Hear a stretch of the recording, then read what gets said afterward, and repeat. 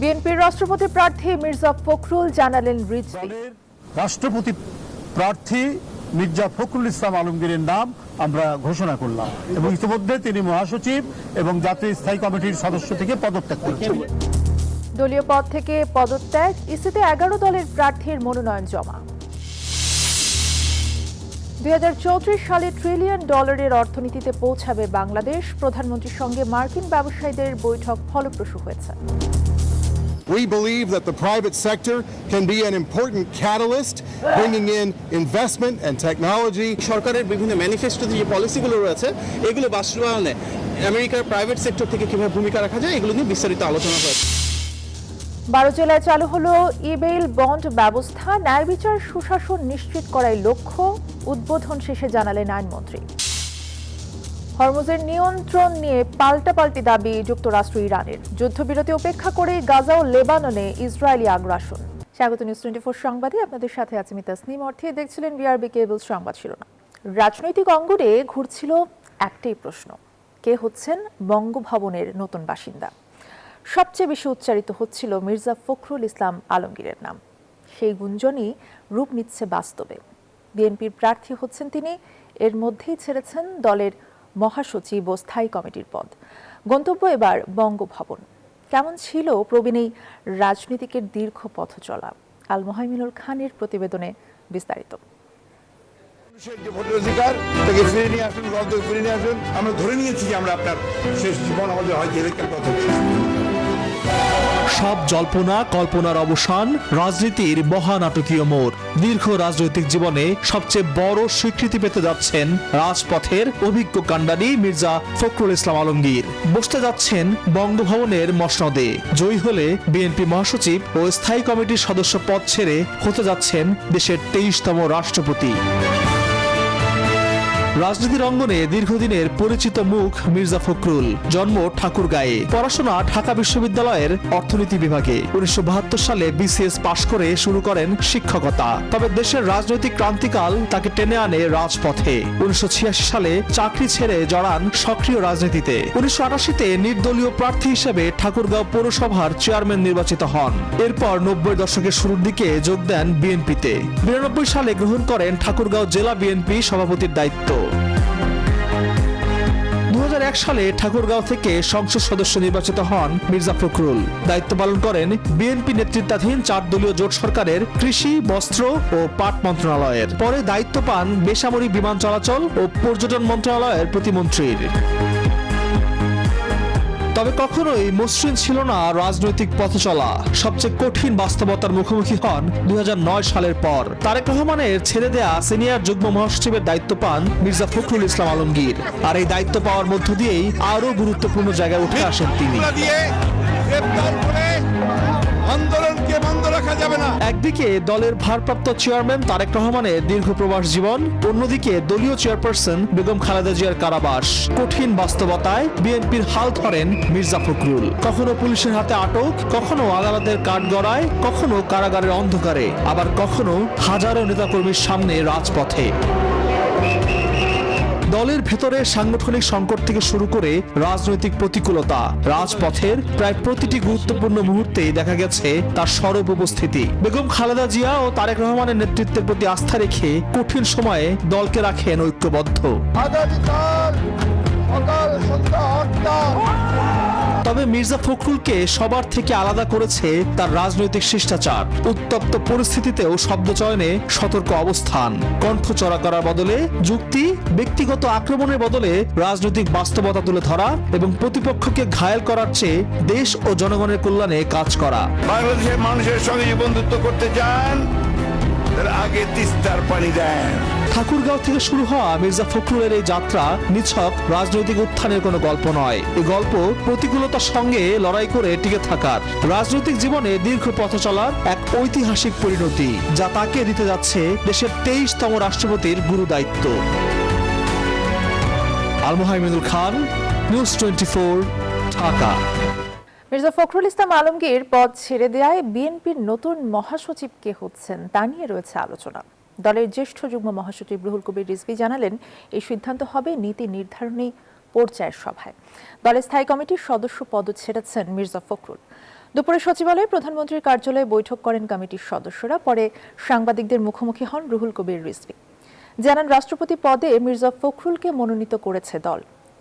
2011 সালে বিএনপির ভারপ্রাপ্ত মহাসচিবের দায়িত্ব পান তিনি। 2016 সালে দলের 6ষ্ঠ জাতীয় সম্মেলনে মহাসচিব নির্বাচিত হন মির্জা ফখরুল। প্রজাতন্ত্রী বাংলাদেশ সরকারের প্রধানমন্ত্রীর সাথে বৈঠকে এই সিদ্ধান্ত গৃহীত হয়েছে। বাংলাদেশ জাতীয়তাবাদী দলের প্রার্থী হয়েছেন মির্জা ফখরুল ইসলাম আলমগীর এবং তিনি প্রার্থী হওয়ার সাথে সাথে বাংলাদেশ জাতীয়তাবাদী দলের মহাসচিব এবং জাতীয় স্থায়ী কমিটির সদস্য পদ থেকে পদত্যাগ করেছেন। এ বিষয়ে আরো খবর জানাতে সচিবালয় থেকে আমাদের সাথে যুক্ত আছেন সহকর্মী সাইফুল ইসলাম। সাইফুল, যেমনটি আমরা জানি রাষ্ট্রপতি প্রার্থী হয়েছেন মির্জা ফখরুল ইসলাম আলমগীর। এখন বিএনপি মহাসচিবের পদ নিয়ে কিন্তু এক ধরনের আলোচনা চলছে। কি আলোচনা চলছে, কি জানতে পেরেছেন? আপনি ঠিকই বলেছেন। বিএনপির সিনিয়র মহাসচিব রুহুল কবির রিজভী যখন তিনি ঘোষণা দিয়েছিলেন যে বিএনপির পক্ষ থেকে মির্জা ফখরুল ইসলাম আলমগীরকে রাষ্ট্রপতি পদে মনোনয়ন দেওয়া হচ্ছে, তখন আমরা জানতে চেয়েছিলাম যে বিএনপির ভারপ্রাপ্ত মহাসচিব কে হবেন। তখন তিনি বলেছেন আসলে এই বিষয়টি নিয়ে বিএনপির চেয়ারম্যান তারেক রহমান দলের স্থায়ী কমিটির সদস্যদের সাথে বৈঠক করে সিদ্ধান্ত গ্রহণ করবেন। এবং আমরা জানতে পেরেছি আজকে এই সচিবালয়ে কিন্তু একটি বৈঠক হয়েছে, সেই বৈঠকের সিদ্ধান্তটি এখনও জানানো হয়নি। এবং আমরা যতদূর জানতে পেরেছি দু একদিনের মধ্যেই কিন্তু এই বিষয়টি সুরাহা করা হবে। এবং এখন পর্যন্ত যে তথ্য আমাদের কাছে রয়েছে বিভিন্ন সূত্রের মারফতে বিএনপির সিনিয়র যুগ্ম মহাসচিব রুহুল কবির রিজভী আসলে পরবর্তী ভারপ্রাপ্ত মহাসচিব হওয়ার দৌড়ে এগিয়ে আছেন এবং এই বিষয়ে মোটামুটি নিশ্চিত বলা চলে। যদিও এই বিষয়ে এখন পর্যন্ত দলের পক্ষ থেকে আনুষ্ঠানিক কিছু জানানো হয়নি, আমরা দু একদিনের মধ্যেই এই বিষয়টি আসলে নিশ্চিত হতে পারবো। এবং আপনাদের জানিয়ে রাখি যে বিএনপি মহাসচিব মির্জা ফখরুল ইসলাম আলমগীর আসলে এই বিএনপির মহাসচিব হয়েছিলেন একটি সংকটের মুহূর্তে। 2011 সালে যখন দলের মহাসচিব খন্দকার দেলোয়ার হোসেন মৃত্যুবরণ করেন, তখন কিন্তু বেগম খালেদা জিয়া তাকে ভারপ্রাপ্ত মহাসচিবের দায়িত্ব দিয়েছিলেন এবং তিনি 2016 সাল পর্যন্ত ভারপ্রাপ্ত মহাসচিব হিসেবে দায়িত্ব পালন করেছেন। এবং 2016 সালে তিনি 6ষ্ঠ জাতীয় কাউন্সিলে বিএনপির পূর্ণাঙ্গ মহাসচিব হন এবং দুঃসময়ে কিন্তু বিএনপির তিনি হাল ধরেছিলেন, আন্দোলন সংগ্রামে তিনি সামনে ছিলেন। এবং বিএনপির বর্তমান চেয়ারম্যান তারেক রহমানের তিনি যখন লন্ডনে ছিলেন এবং বেগম খালেদা জিয়া যখন অসুস্থ ছিলেন, সেই দুঃসময়ে কিন্তু বিএনপি মহাসচিব মির্জা ফখরুল ইসলাম আলমগীর তিনি দলের হাল ধরেছিলেন এবং দলকে এক সুতোয় কেঁথেছিলেন, দলকে এগিয়ে নিয়েছিলেন। এই ছিল আমার কাছে সচিবালয় থেকে সর্বশেষ। ধন্যবাদ আপনাকে সাইফুল ইসলাম, জানাচ্ছিলেন সচিবালয় থেকে। রাষ্ট্রপতি নির্বাচনে জয় পরাজয় মুখ্য নয়, গণতান্ত্রিক চর্চা ফেরাতেই প্রার্থী দিয়েছে 11 দলীয় ঐক্য, এমনটা বলেছেন জোটের সমন্বয়ক হামিদুর রহমান আজাদ। দুপুরে আগারগাঁওয়ে নির্বাচন কমিশন ভবনে রাষ্ট্রপতি পদে কর্নেল অলি আহমেদের পক্ষে মনোনয়নপত্র জমা দেন জোট নেতারা। বলেন, সরকার গণভোটের রায় অস্বীকার করে আসছে। এই রায় বাস্তবায়ন হলে সংবিধান অনুযায়ী সংসদ সদস্যরা নিজ দলের বাইরে গিয়েও ভোট দেওয়ার সুযোগ পেতেন। রাষ্ট্রপতি নির্বাচনের মনোনয়নপত্র বাছাইয়ে 11 দলীয় প্রার্থী যোগ্য প্রমাণিত হবেন বলেও আশাবাদ জানান তিনি। তা আমরা এখানে জিতবো কি হারবো এটা নয়, আমরা প্রতিদ্বন্দ্বিতা ছাড়া কোনো নির্বাচন হোক এটা আমরা চাই না। এটাই গণতন্ত্রের সৌন্দর্য। গণতন্ত্রকে সঠিক দ্বারায় ফিরিয়ে আনার জন্যেই আমরা এই সিদ্ধান্তটা নিয়েছি।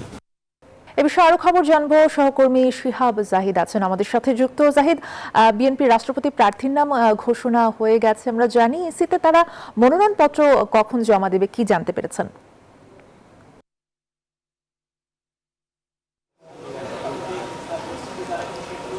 দেখুন, আমাদের কাছে তথ্য ছিল দুপুর 2টা নাগাদ রুহুল কবির রিজভীর নেতৃত্বে আসলে তাদের এই মনোনয়নপত্রটি জমা দেওয়া হবে। তবে তারা এখন পর্যন্ত আসলে নির্বাচন কমিশনে পৌঁছাননি। তবে আমরা জানতে পেরেছি সচিবালয় থেকে রুহুল কবির রিজভী সাহেবের নেতৃত্বেই আসলে প্রতিনিধি দলটি রওনা হয়েছে এবং কিছুক্ষণের ভেতরে হয়তো বা তারা নির্বাচন কমিশনে এসে প্রধান নির্বাচন কমিশনারের হাতে মির্জা ফখরুল ইসলাম আলমগীরের যেই প্রার্থিতা সেটি পত্রটি তারা হস্তান্তর করবেন।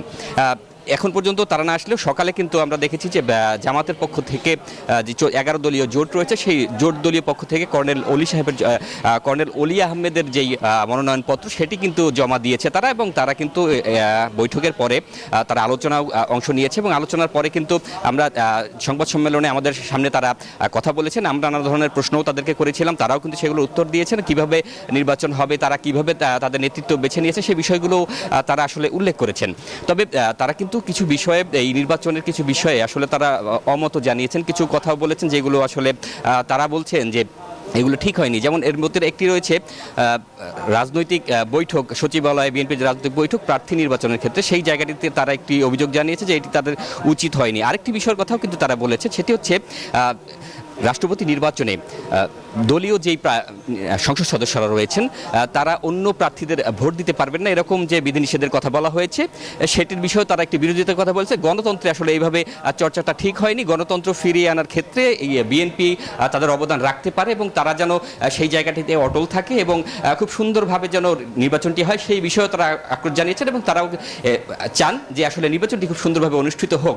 কিছুক্ষণ পরেই আসলে মির্জা ফখরুল ইসলাম আলমগীরের পক্ষে রুহুল কবির রিজভী আহমেদের নেতৃত্বেই দলটি মনোনয়নপত্র জমা দেওয়া হবে। অসংখ্য ধন্যবাদ, আপনি থাকবেন। পরবর্তীতে আবারও আপনার সাথে যুক্ত হব। শিহাব জাহিদ জানাচ্ছিলেন নির্বাচন কমিশন থেকে।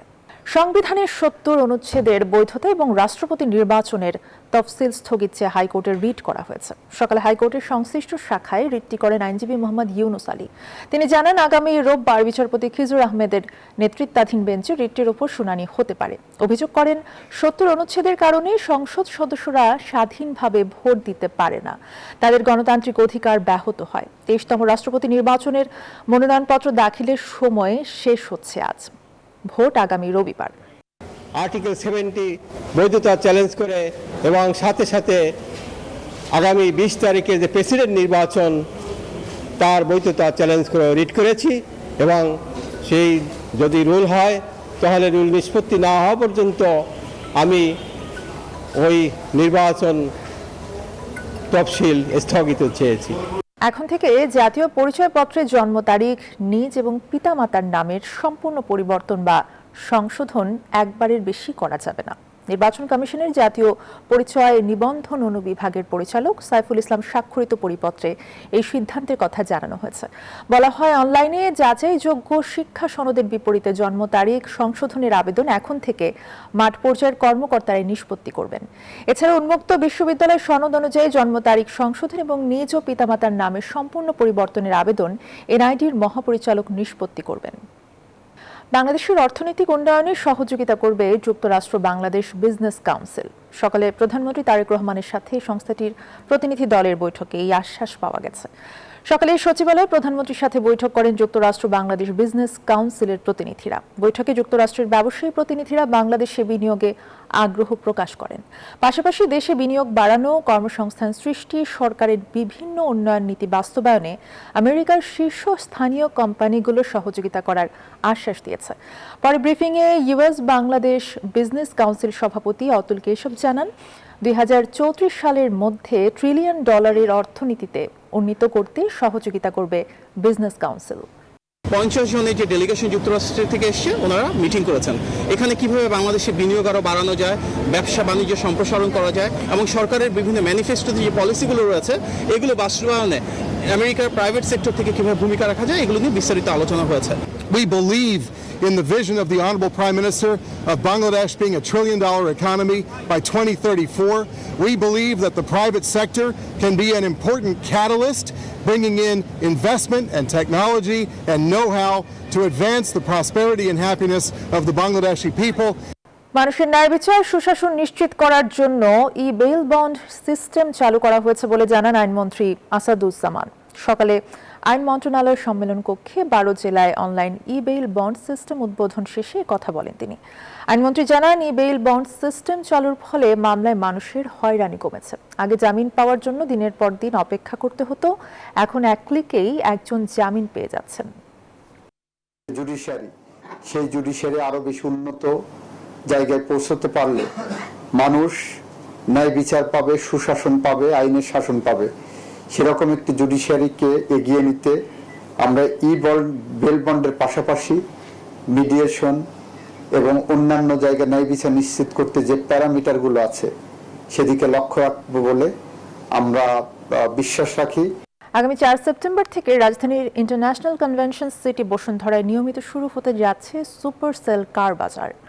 প্রতি শুক্রবার অনুষ্ঠিত হতে যাওয়া এই প্ল্যাটফর্মে ক্রেতা ও বিক্রেতারা সরাসরি নতুন, রিকন্ডিশনড এবং ব্যবহৃত গাড়ি এবং মোটরসাইকেল কেনাবেচা করতে পারবেন। সকালে আইসিসিবিতে আয়োজিত এক সংবাদ সম্মেলনে এই তথ্য জানান আয়োজকরা। তারা জানান, দেশের অটোমোবাইল খাতকে চাঙা করতে এবং গ্রাহকদের জন্য একটি নির্ভরযোগ্য ও সমন্বিত প্ল্যাটফর্ম তৈরি করতেই এই উদ্যোগ। এতে শীর্ষস্থানীয় গাড়ি ও বাইক ব্র্যান্ড, ডিলার এবং আর্থিক প্রতিষ্ঠানগুলো এক ছাদের নিচে অংশ নেবে। আয়োজনটিতে বিশেষ ডিসকাউন্ট মূল্যে যানবাহন ক্রয়ের সুযোগ থাকবে বলেও জানান আয়োজকরা। মেলাটির মূল আয়োজক উইজার্ড শোবিজ এবং ভেন্যু পার্টনার হিসেবে রয়েছে আইসিসিবি। এই ধরনের কারের মিলন মেলা এটা উন্নত বিশ্বের ধারণা। এই ধারণাটা আমি একদিন গল্প আকারে আমাদের সম্মানিত চেয়ারম্যান জনাব আহমেদ আকবর সুলতান ওনাকে আমার এই গল্পটা বলেছিলাম। We started with some vehicles in 1997. উনি বলেছিলেন যে why don't we do that again? Where the competent authority who can provide space, logistics, আমরা সব ধরনের সাপোর্ট আমাদের দিতে পারবো। হরমুজ প্রণালীতে নিজেদের পূর্ণ আধিপত্য ধরে রাখার কথা আবারও দৃঢ়ভাবে জানালেন মার্কিন প্রেসিডেন্ট ডোনাল্ড ট্রাম্প। তবে মার্কিন নৌ অবরোধ প্রত্যাহার ও জাতীয় নিরাপত্তার নিশ্চয়তা না পাওয়া পর্যন্ত নিজেদের দাবিতে অনড় রয়েছে ইরান। এদিকে সাময়িক শান্তি চুক্তি নবায়নে কোনো দৃশ্যমান অগ্রগতি না হলেও মধ্যস্থতা চালিয়ে যাচ্ছে পাকিস্তান। অন্যদিকে চলমান যুদ্ধবিরতি উপেক্ষা করেই গাজা ও লেবাননে হামলা চালিয়েছে ইসরায়েলি সামরিক বাহিনী। যুদ্ধের ডামাডোলে হরমুজ প্রণালীতে জাহাজ চলাচল এখন একেবারেই তলানিতে, অথচ আবারও এ অবরুদ্ধ জলপথটি নিজেদের পূর্ণ নিয়ন্ত্রণে থাকার হুঙ্কার দিলেন মার্কিন প্রেসিডেন্ট ডোনাল্ড ট্রাম্প। তবে বিন্দুমাত্র ছাড় দিতে নারাজ তেহরান। মার্কিন নৌ অবরোধের চিরস্থায়ী অবসান এবং দেশের স্থিতিশীলতার জন্য পূর্ণাঙ্গ নিরাপত্তার নিশ্চয়তা পেলেই কেবল প্রণালীটি খুলে দেওয়ার শর্ত জুড়ে দিয়েছে তারা। এমন উত্তেজনার মধ্যেই শান্তি ফেরাতে দৌড়ঝাঁপ করছে পাকিস্তান। ইসলামাবাদে পাক পররাষ্ট্রমন্ত্রী ও ইরানি রাষ্ট্রদূতের বৈঠকের পর তেহরানেও শীর্ষ কর্মকর্তাদের সাথে আলোচনা করেছেন পাকিস্তানের স্বরাষ্ট্রমন্ত্রী। তবে অন্তর্বর্তীকালীন মার্কিন শান্তি চুক্তি পুনরুজ্জীবনে এখনও কোনো আলোর মুখ দেখেনি তেহরান। অন্যদিকে কাগজে কলমে যুদ্ধবিরতি থাকলেও বাস্তবে তার কোনো অস্তিত্ব নেই। এক সপ্তাহের বেশি সময় পর গাজায় আবারও বর্বরচিত বিমান হামলা চালিয়েছে ইসরায়েলি বাহিনী। পাশাপাশি দক্ষিণ লেবাননেও ব্যাপক বোমাবর্ষণ ও ধ্বংসযজ্ঞ চালাচ্ছে তেল আবিব। নিবির আমিন, নিউজ 24। এই ছিল এখনকার সংবাদের সাথে থাকায় ধন্যবাদ সবাইকে।